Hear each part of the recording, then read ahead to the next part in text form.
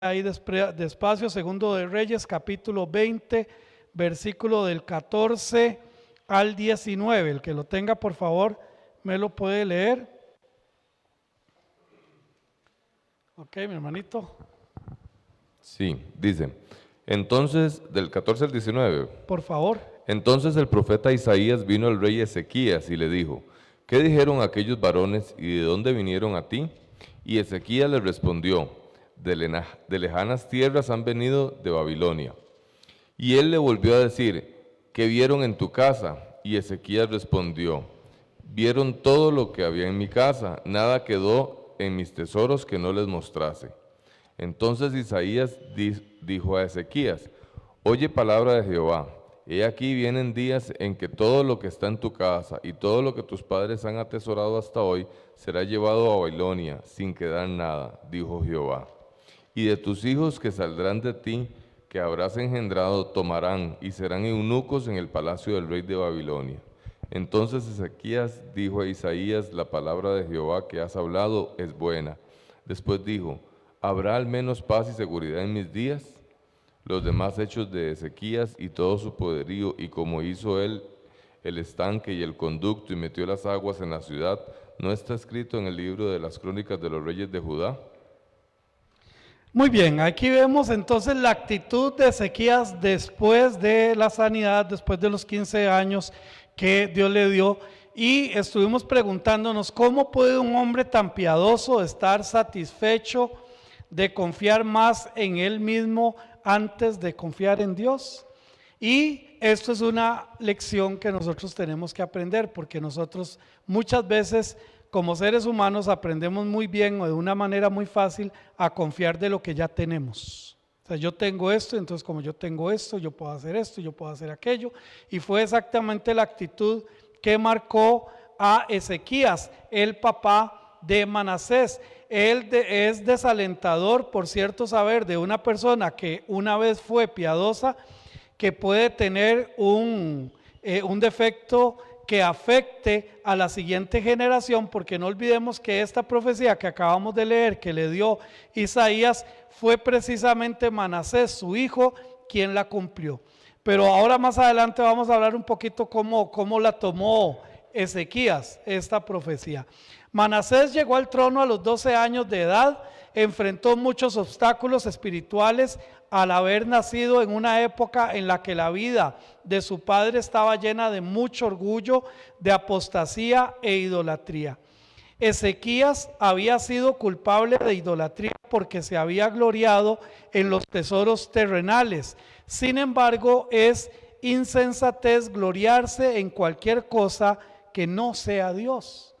Lo que nosotros tenemos, y por eso dice aquí las notas, solamente tenemos lo que Dios nos ha dado y podemos lograr solamente aquello que Dios nos ha permitido, que Dios ha propuesto que hagamos.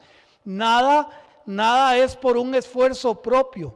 Nadie puede decir, yo tengo lo que tengo por mi esfuerzo, por mi trabajo, por mi dedicación. No, los hijos de Dios sabemos y tenemos que aprender y tenemos que dejar claro que es Dios quien nos da, que es Dios quien nos permite, que es Dios quien verdaderamente nos da la posibilidad de hacer lo que estemos haciendo. ¿Quién me quiere ayudar con el Evangelio de Juan, capítulo 3, versículo 27? Juan 3, 27. Mi hermanita Patricia nos va a ayudar con la lectura.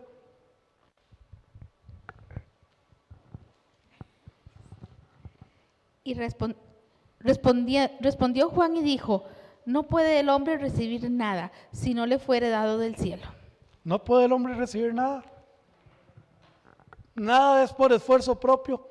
Nada es porque yo soy muy carga o porque yo soy muy inteligente o porque yo soy muy dedicado.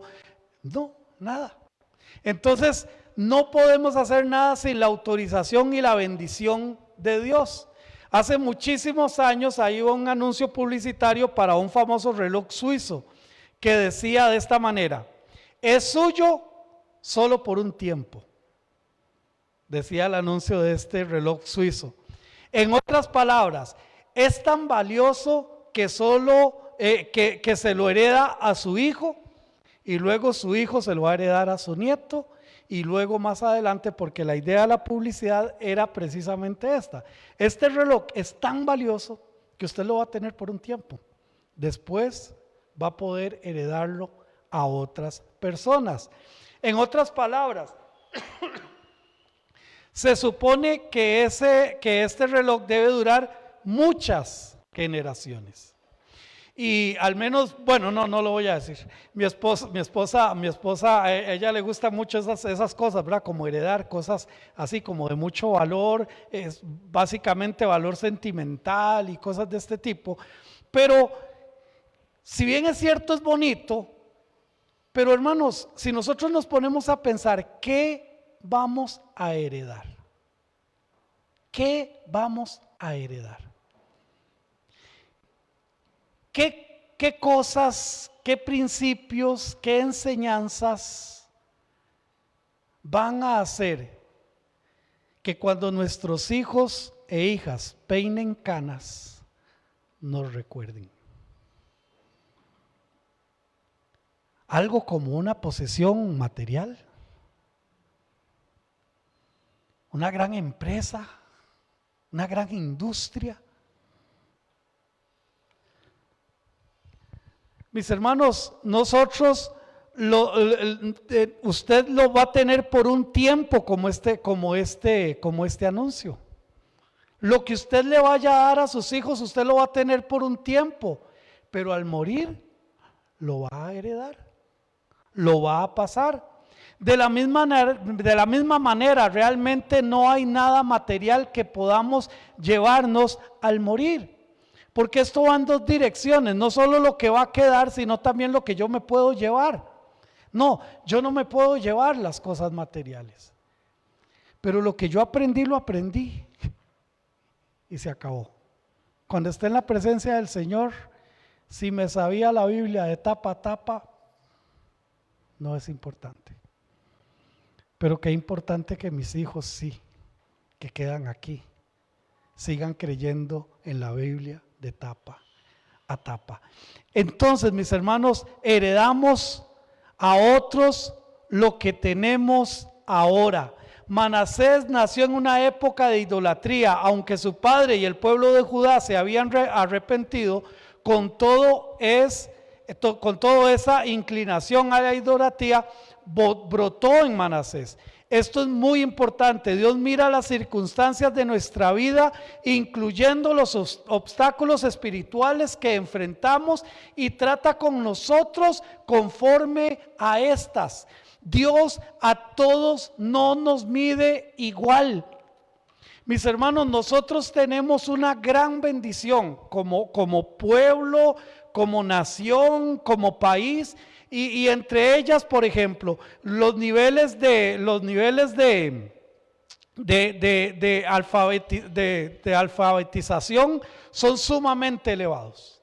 Un día de estos escuchaba a un magistrado de la Sala Cuarta que decía que la Sala Cuarta había recibido los últimos 15 años muchísimo más trabajo que al inicio. ¿Por qué razón? Porque ya la gente sabe defender sus derechos. La gente se ha preparado, la gente ha venido al conocimiento, la gente sabe leer, la gente sabe un montón de cosas. En mis tiempos, por ejemplo, cuando yo era chiquillo, solo tenía carro, en esos años solo tenía carro el que trabajaba con carro, que tenía un pick-upcito, o el señor que era taxista, nada más. Las cocheras en la casa era algo impensable. ¿Quién hacía una casa con cochera? Hace 40 años. Ahora resulta que las casas que tienen 3 cocheras, todavía queda otro carro afuera durmiendo. ¿Por qué razón? Porque hemos ido progresando, hemos ido avanzando, pero saben que esto también genera una gran responsabilidad delante de Dios. Dios no me va a medir a mí igual de los conocimientos que yo puedo adquirir leyendo su palabra, teniendo la posibilidad de leerlo en mi idioma, teniendo la posibilidad de tener la facilidad de poder leer, teniendo la facilidad de una Biblia, teniendo la facilidad de una computadora, teniendo la facilidad de un montón de cosas. Dios no me va a medir a mí exactamente igual a una persona allá en una zona indígena que no aprendió a leer, que nunca tuvo una Biblia, que no tuvo una computadora. ¿Me doy a entender, hermanos?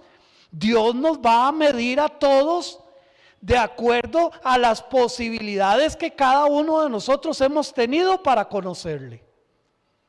Y cuando han habido problemas espirituales como los de Manasés, Dios también lo valoró. Dios sabía que nació en la época más idólatra de su papá. Dios sabía que nació en la época más complicada de su papá, donde su papá se llenó de orgullo, donde su papá se llenó de prepotencia. Y Dios valoró esto. Dios entonces mira las circunstancias de la vida. En otro punto es el hecho de que Manasés llegó al trono a la temprana edad de 12 años. Una herencia obtenida de forma rápida no será al final bendecida. En otras palabras, lo que no nos cuesta. Vea lo que dice Proverbios capítulo 20, versículo 21. Ahí le llega el micrófono para que no quede el vacío ahí. Los bienes que se adquieren deprisa al principio no serán al final bendecidos. Así de simple. Cuando todo llega de una manera muy rápido, de una manera donde no hay una madurez, donde no tenemos el control, Proverbios capítulo 20, versículo 21, donde no tenemos la capacidad de entender lo que estamos recibiendo, al final no va a ser de bendición.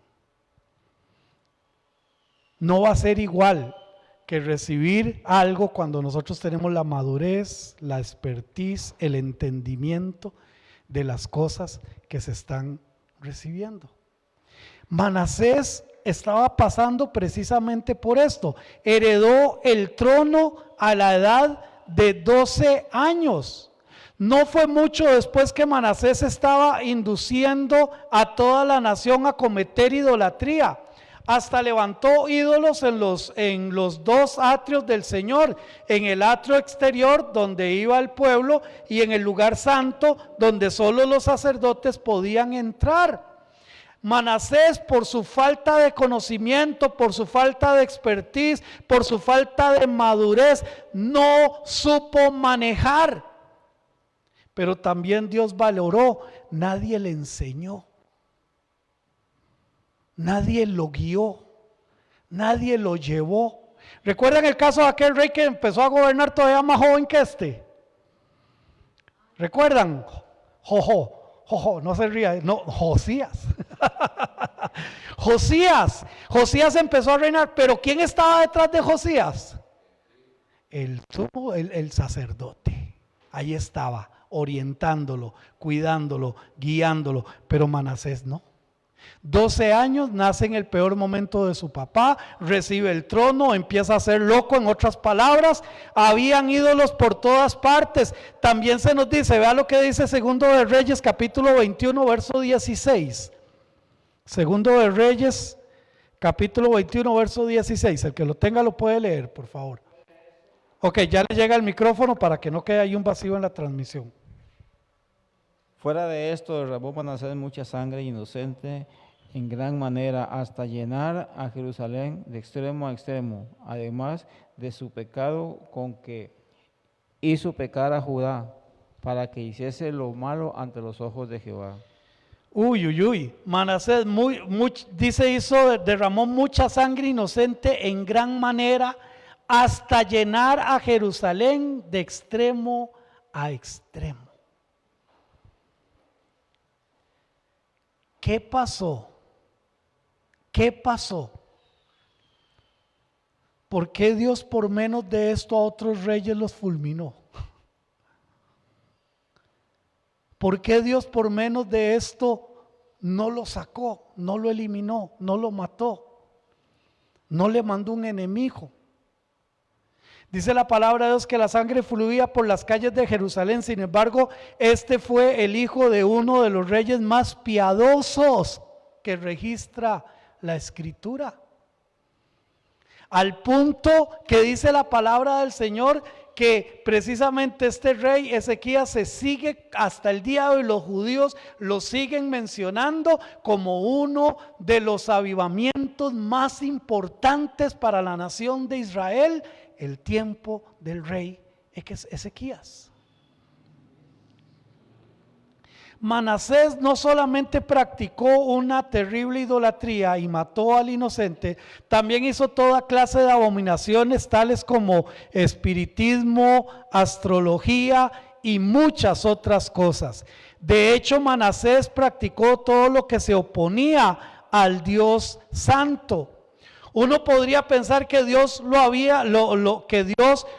habría matado, considerando que muchos de los otros reyes malvados fueron muertos por sus sirvientes, por otros ejércitos. Sin embargo, Dios había hablado a Ezequías diciéndole lo que acabamos de leer en 2 de Reyes, capítulo 20, versículo 18.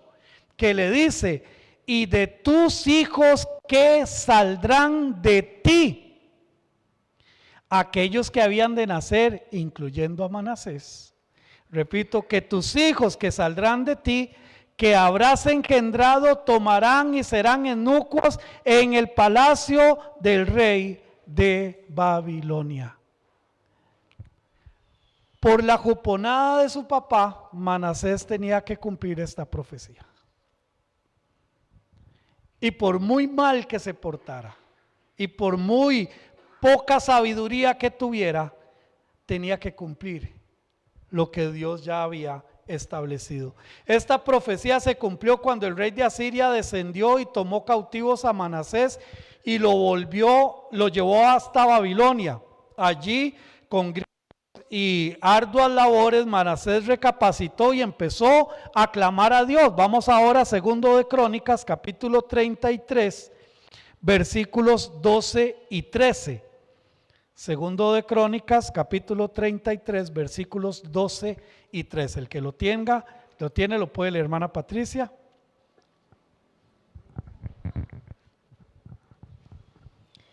Mas luego que fue puesto en angustias, oró a Jehová su Dios, humillado grandemente en la presencia del Dios de sus padres.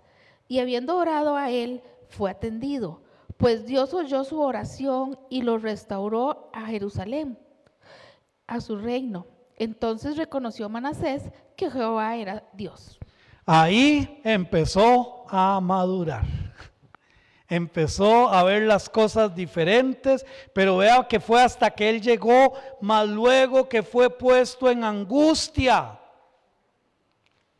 Mis hermanos, nosotros los ticos, o bueno, no sé si solo los ticos, pero hay un dicho que dice que nadie experimenta por cabeza ajena. Pues dice un pastor amigo, hermano Walter Goulding, dice, pero no tiene por qué ser así. No tiene por qué ser así. O sea, hasta que estuvo en angustia, cuando llegó al fondo de la situación, cuando no podía ir más abajo, entonces recapacitó y entonces se volvió a Dios. Pero aquí vemos al Dios compasivo, al Dios amoroso, al Dios restaurador. Después de esto, Manasés fue una persona diferente, se convirtió en una persona piadosa y comenzó a quitar los ídolos, empezó a llevar al pueblo de regreso a Dios. Ahora, ¿cómo podemos explicar que un hombre tan malvado obtuviera misericordia de Dios hasta tal punto de hacer todo lo que hizo, ser llevado a Babilonia, pasar de ser rey, ahora lo vamos a ver, pasar de rey a ser un esclavo, a ser un mendigo, a ser una persona que estaba allí desvalida totalmente, solo por la misericordia de Dios? Y a veces nosotros, hermanos, tenemos que entender que esa misericordia de Dios es la que Dios nos ha dado a nosotros también. Porque qué de diferente puede tener Manasés a este servidor que está aquí. ¿Qué de diferencia? Solo la misericordia de Dios. En su presencia Dios sabía cómo sería Manasés. Ojo con esto. Dios en su presencia, O sea, conocer desde antes.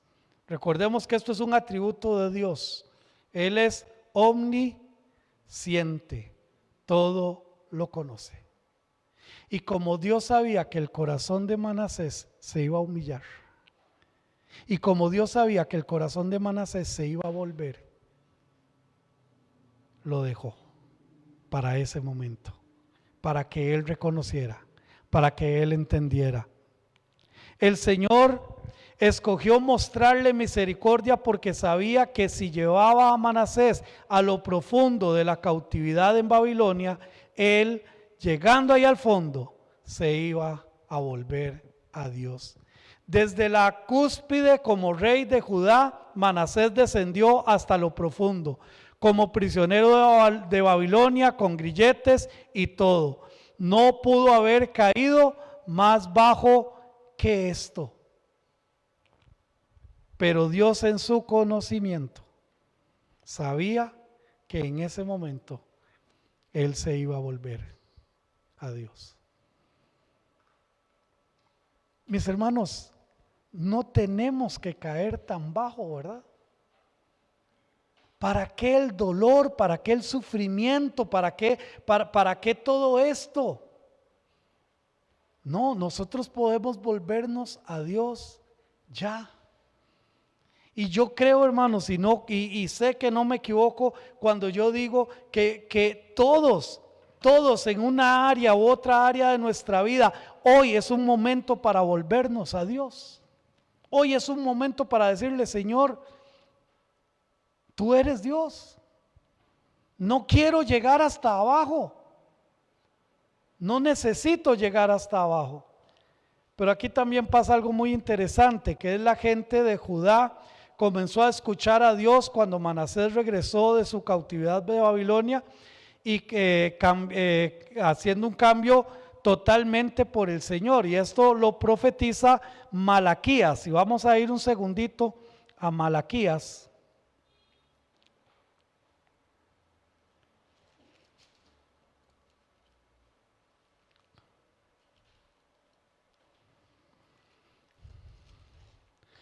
Miqueas, disculpen, Miqueas capítulo 7. Ahora me va a decir usted con lo que me costó llegar a Malaquías. Miqueas capítulo 7, versículos 18 y 19. Ok, el que lo tenga lo puede leer. Vamos a ver. Miqueas, para ver, estoy equivocado. Miqueas 7. Sí, estoy bien, sí. Ok, mi hermanito nos va a ayudar con la lectura. Dice: que Dios como tú, que perdona la maldad y que olvida el pecado del remanente de su heredad, no retuvo para siempre su enojo, porque se deleita en misericordia. El 19, hermano, por favor. Él volverá a tener misericordia de nosotros, sepultará nuestras iniquidades y echará en lo profundo del mar todos nuestros pecados. Qué lindo. ¿Quién como nuestro Dios, que tiene misericordia, que Él realmente muestra su misericordia? ¿Qué Dios como tú, que perdona la maldad y olvidas el pecado del remanente de tu heredad? No retuvo para siempre su enojo, porque se deleita en misericordia. Qué lindo. Un Dios misericordioso. Pero recordamos qué quiere decir el nombre Manasés. ¿Alguien se acuerda? Hacer olvidar. Hacer olvidar. Porque él tuvo mucho que ver con el castigo del pueblo. Y ahorita lo vamos a ver. Dios perdonó y olvidó sus pecados y los restauró. Sin embargo, el punto crucial fue que debido a toda la sangre que había derramado, las futuras generaciones cayeron bajo esta espantosa profecía. ¿Quién me quiere ayudar ahora sí con Jeremías? Vamos a Jeremías capítulo 15, versículos del 1 al 4. Jeremías 15 del 1 al 4. Estamos viendo un poquito de profecía en el Antiguo Testamento. Jeremías 15 del 1 al 4. Me dijo Jehová: si Moisés y Samuel se pusieron delante de mí, no estaría mi voluntad con este pueblo, echarlos de mi presencia y salgan. Y si te preguntaren, ¿a dónde saldremos? Les dirás, así ha dicho Jehová, el que a muerte, el que a espada, al que hambre, a hambre, y el que cautiverio, a cautiverio. Y enviaré sobre ellos 4 géneros de castigo, dice Jehová, espada para matar y perros para despedazar, y aves del cielo y bestias de la tierra para devorar y destruir. Y los entregaré para terror a todos los reinos de la tierra, a causa de Manasés, dijo a Ezequías, rey de Judá, por lo que hizo en Jerusalén. Y aquí volvemos a tener el ejemplo. ¿Cuál ejemplo? Que todo lo que hacemos tiene una consecuencia. Mi hermano, hermanito Daniel.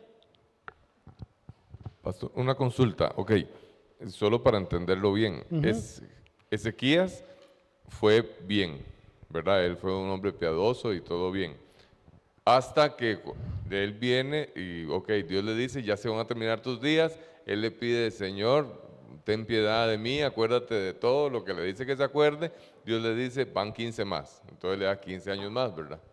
En esos 15 años, lo que yo veo es que cuando viene la gente de Babilonia, él como que él está enfermito, pero él como que raja, ¿verdad? No sé. Exactamente. Y se va y le dice a todos, vea todo lo que tenemos, aquí no hay. ¿Ese es el pecado de él, básicamente, o eso es, por eso es que Dios lo castiga? ¿O básicamente la profecía viene por lo que iban a hacer sus hijos? Ok, vamos a ver, el caso de Ezequías hay que analizarlo bien porque hay un punto muy importante o determinante de toda esta historia que acabas de narrar correctamente.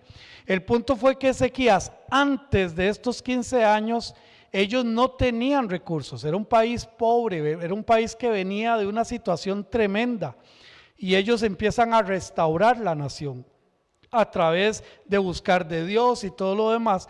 Pero cuando él empieza a vivir estos 15 años, la gente le traía regalos, la gente le traía cosas y su poder adquisitivo aumentó.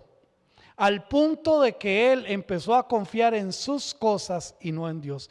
De hecho, cuando lo vemos cuando llegan los visitantes de Babilonia, él les dice, les enseñé la casa de mis tesoros, las casas de mis armamentos. Entonces, el pecado de orgullo, el pecado de la prepotencia, de sentirse aquí el más poderoso, eso es lo que Dios castigó. El no volverse a Dios, el no decir, bueno, Señor, yo no tenía nada, tú me diste la vida, ahora me estás dando todo esto. Pero no, él se sintió arrogante, se sintió prepotente, al punto que no consultaba nada. Y recordemos que ya en este tiempo estaba Isaías como profeta y se da esto. Entonces, ¿qué es lo que pasa con Manasés? Bueno, Manasés, ya vimos la actitud de Manasés, cómo funcionó Manasés, pero como Dios es omnisciente, como todo lo sabe, dentro de lo que le dice a Ezequías es, tus hijos van a ser llevados.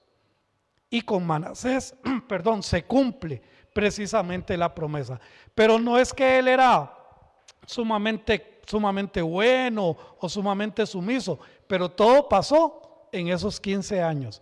Y por eso siempre yo me pregunto, la verdad, ¿qué hubiera pasado con ese rey si no hubiera pedido esos años? Tal vez todas estas metidas de pata se las hubiera ahorrado, ¿verdad? Pero bueno, Dios sabe qué es lo que pasa. Mi hermanito. Papi, todos estos regalos que le llegaron al rey le vinieron como reconocimiento porque no se había muerto, porque Dios le regaló 15 años más de vida. Después que se dieron cuenta que él no se había muerto, fue cuando le comenzaron a llegar todas estas donaciones de los Exactamente, vecinos, todos esos ¿verdad? reconocimientos, sí, exactamente. Y eso también que también nosotros tenemos que aprender. ¿Qué pasaría si nosotros supiéramos? Bueno, no voy a poner un caso tan drástico como cuándo vamos a morir, no lo sabemos.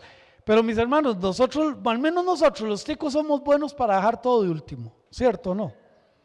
Somos buenísimos para eso, porque no nos preocupa. Ahora imagínense, Manasés decía, tengo 15 años. 15 años me están llegando Ezequías, 15 años más de vida, me están llegando reconocimientos, me siento pochotón, y hizo muchas cosas muy buenas, no podemos negarlo, pero todo eso le llenó su corazón de orgullo y dejó de reconocer a Dios. Sí, mi hermanito. Y, pastor, y hay que mencionar algo muy importante, que esos 15 años el Señor se los extendió a Ezequías por un propósito también más relevante. El Señor se los extendió porque si él hubiera muerto, se hubiera truncado lo que Dios le prometió a David, que no iba a faltar alguien en el trono, y en ese momento él no tenía descendencia. En esos 15 años que le dio de más, faltándole 3 para los 15, nació Manasés. Y otra cosa también que hay que recalcar, que él la enfermedad, la sanación que fue sobrenatural que Dios hizo sobre él a lo último la utilizó para engrandecerse, para recibir, y él sacó de la ecuación de su vida, sacó a Dios, y él dijo, esto es mío, sí, mis tesoros, mi esto, mi el otro. Pero el Señor a él le extendió esos 15 años porque no tenía descendencia, y el Señor lo hizo pensando en la promesa que le hizo a David.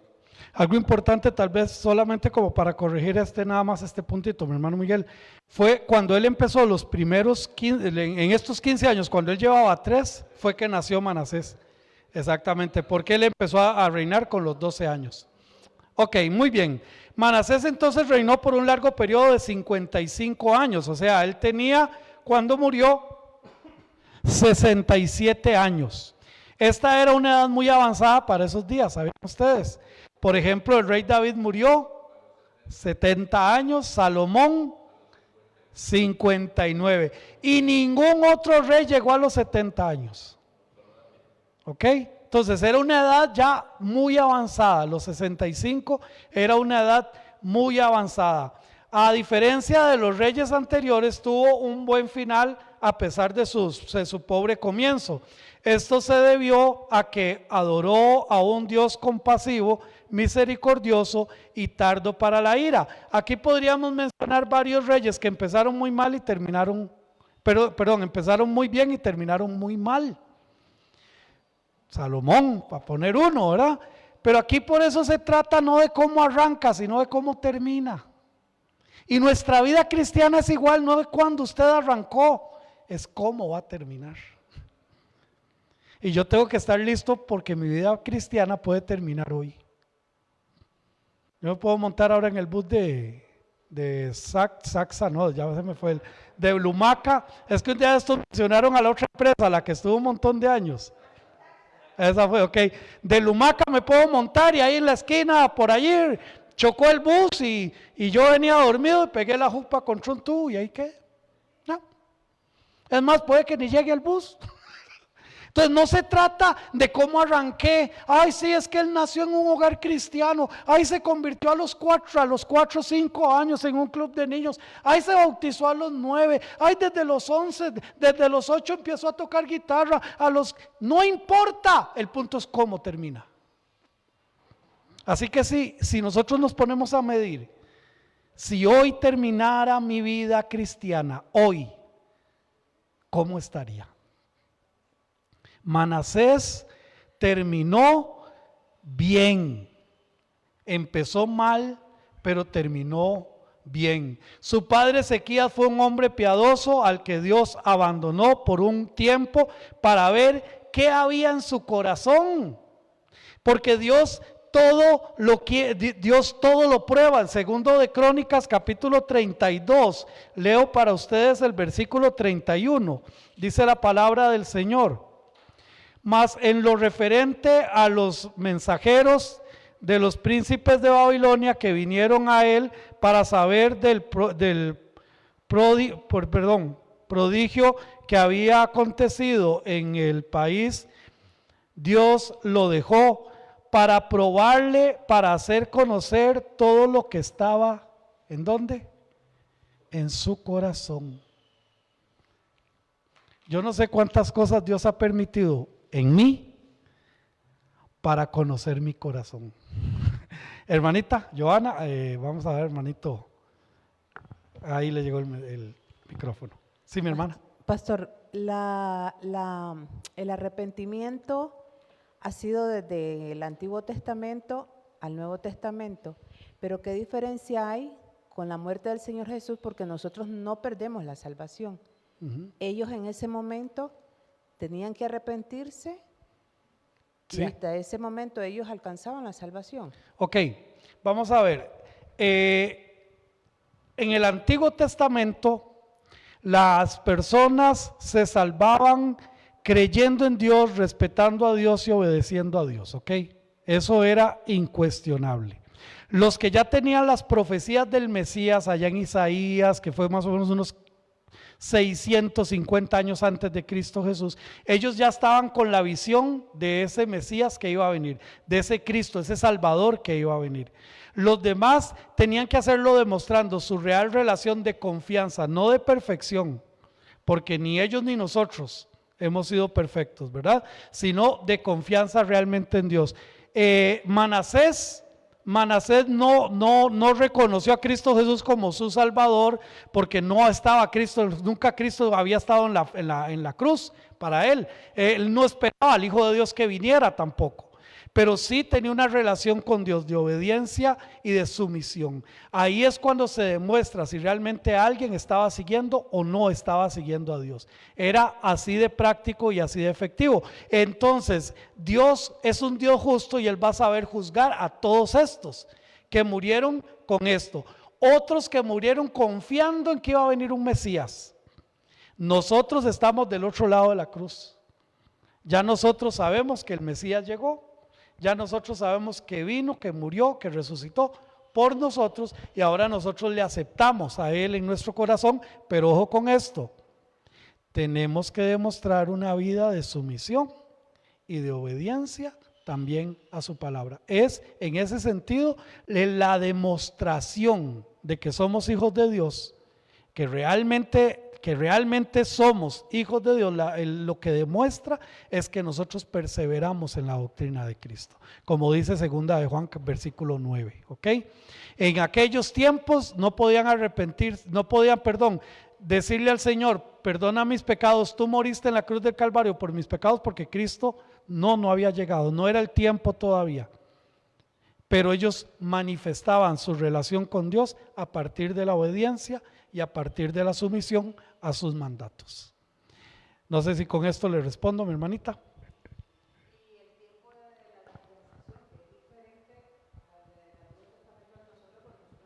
Sí. Ajá. Ok, sí existe una gran diferencia, porque recuerden que ellos lo que tenían, ahorita le doy la palabra al hermano Mauricio, ellos lo que tenían para poder entender a Dios era la ley, ok, y la ley, como yo les he dicho, la ley solo me decía lo mal que yo estoy, nadie podía cumplir la ley. Alguien venía y hacía un sacrificio porque le gritó a alguien y salió limpio, ya hice el sacrificio, voy tranquilo, y por allá le pasó algo más y ya tendría que estar todos los días y a cada momento haciendo este sacrificio. Entonces ellos estaban bajo la ley, pero no tenían la salvación. Ellos sabían que estaban bajo la ley, sabían que nadie podía cumplir la ley. Pero ellos buscaban obedecer a Dios. ¿A través de qué? A través de sus mandatos, a través de lo que conocían, a través de lo que tenían. Por ejemplo, después del cautiverio, cuando Esdras, el escriba Esdras, se pone a retomar todo lo que nosotros conocemos como el Antiguo Testamento, ¿verdad? Cuando él lo pone a retomar, lo empieza a enseñar. Y dice Nehemías que desde la mañana hasta la noche, o leyendo los libros sagrados, leyendo las leyes de Moisés, leyendo salmos, leyendo profecía. Y dice la palabra del Señor que todos, niños, jóvenes, todos estaban allí. Nadie estaba pensando que si se aburrió, que si no se aburrió, que si se cansó, que si el zacate estaba muy húmedo. No, nadie. Dice que les dieron hasta el anochecer oyendo la palabra de Dios. ¿Cómo fue el avivamiento? Obedeciendo la palabra de Dios.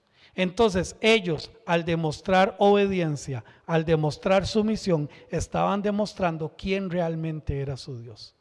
Ahora nosotros tenemos el arrepentimiento también a través del sacrificio de Cristo Jesús también, pero también necesitamos vivir una vida de sumisión y obediencia real a su palabra.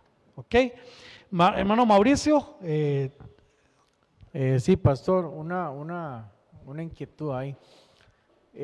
Nosotros sabemos que nacemos con una humanidad pecaminosa, perdón, pero sabemos que tenemos que nacer de nuevo en espíritu y adorar al Señor. Sabemos que tenemos un regalo que es inmerecido y que nadie nos lo va a quitar, pero lo que usted dice es, ¿qué pasa si no se cuida esa salvación, ese regalo que nos da el Señor? Ok, un pastor lo decía de esta manera, un pastor decía lo siguiente: yo sé que la salvación no se pierde, estoy totalmente claro y consciente de que la salvación no se pierde, pero la cuido como si se perdiera. Nosotros sabemos que la salvación no se pierde porque no depende de mí. Yo no hice nada para obtenerla, por lo tanto no puedo hacer nada para perderla.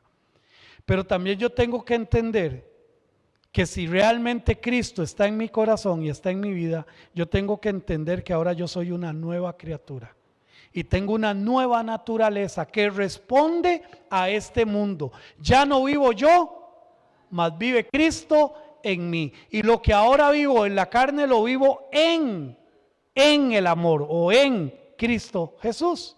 Entonces, mis hermanos, ¿cuál es el problema? El problema es que hay mucha gente que cree que es salvo porque levantó la mano. Ya levantó la mano y yo soy salvo, y sigue con su vida haciendo sus torerías, viviendo en pecado. O sea, no, cuidado, no. Aquí yo tengo que medir, y recordemos que cada uno de nosotros solo sabemos si es salvo una persona. Nada más, cada uno de nosotros sabemos solamente si hay una persona que es salva, y ese soy yo, nada más. Yo no puedo saber de ustedes, ni ustedes pueden saber de mí. Pareciera que sí, pero solo Dios sabrá. Pero el punto, mis hermanos, es que si estamos en Cristo, somos nuevas criaturas, y las cosas viejas pasaron, y he aquí todas son hechas nuevas, y debemos de perseverar, y debemos de trabajar en, como yo le digo al Señor en mis oraciones, yo le digo: Señor, yo quiero cada día parecerme más a ti.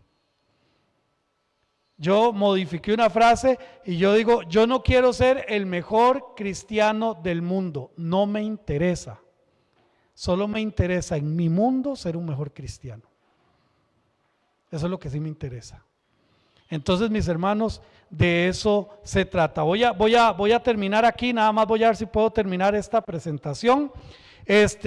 Quedaron de manifiesto mucho orgullo e idolatría de parte de Ezequías, cuando importantes eran para él sus tesoros, era lo más importante para él. Ezequías no tuvo una buena actitud en relación al juicio de Dios. ¿Se acuerda cuando Isaías le dice: vea, esto lo que va a pasar es que sus hijos van a ser llevados a Babilonia?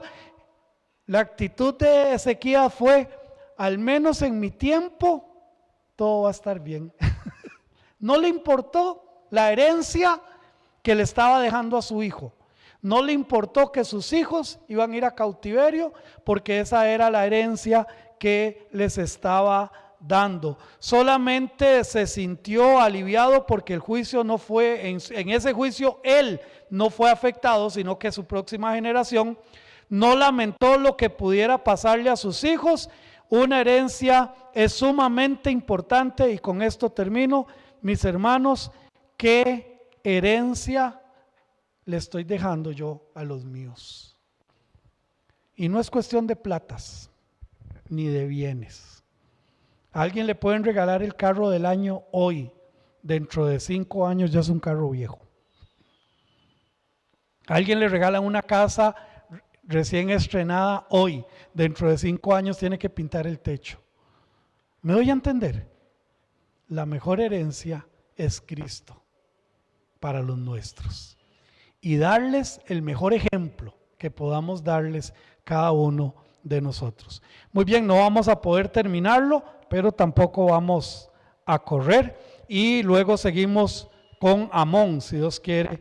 Y ya casi vamos con una seguidilla que va a ser muy rápida de los últimos reyes. Y después vamos a ver un poquito sobre lo de las traducciones bíblicas para entrar al tema de los libros apócrifos, si Dios lo permite. Entonces, esos son los próximos temas que tenemos. Nuestra hermana Bernardita ya nos está ayudando a recoger la ofrenda. Recordarles, el próximo sábado tenemos la actividad de caballeros a las 3 de la tarde, pero ya desde las 2 vamos a estar por aquí, así que si alguno quiere venirse antes no hay problema. Sí.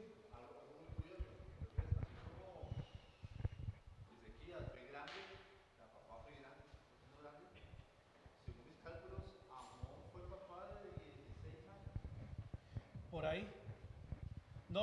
No he hecho esos cálculos, pero confío en sus términos matemáticos.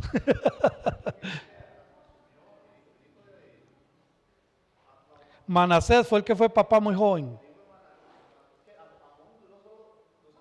Por ahí.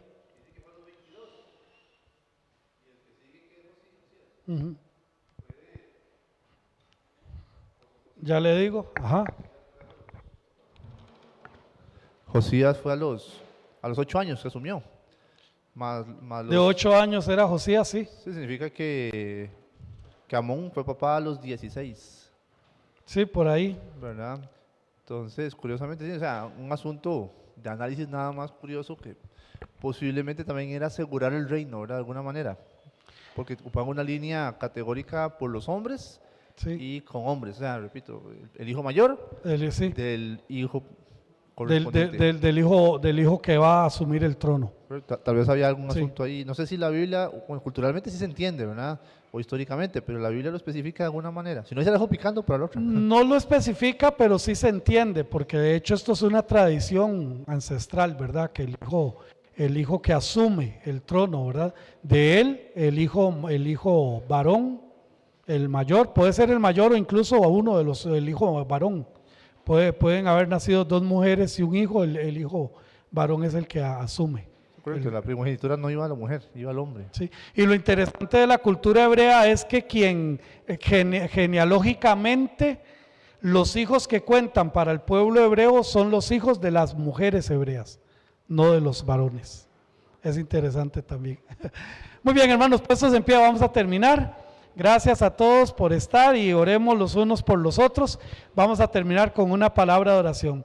Gracias te damos, mi buen Dios, por este tiempo que nos has permitido estar acá. Te pedimos tu cuidado y tu protección para poder llegar con bien a nuestros hogares y mañana, Señor, tempranito poder estar también haciendo tu voluntad. Gracias por esta iglesia, gracias por cada hermano y cada hermana. En el nombre de tu Hijo amado Cristo Jesús. Amén.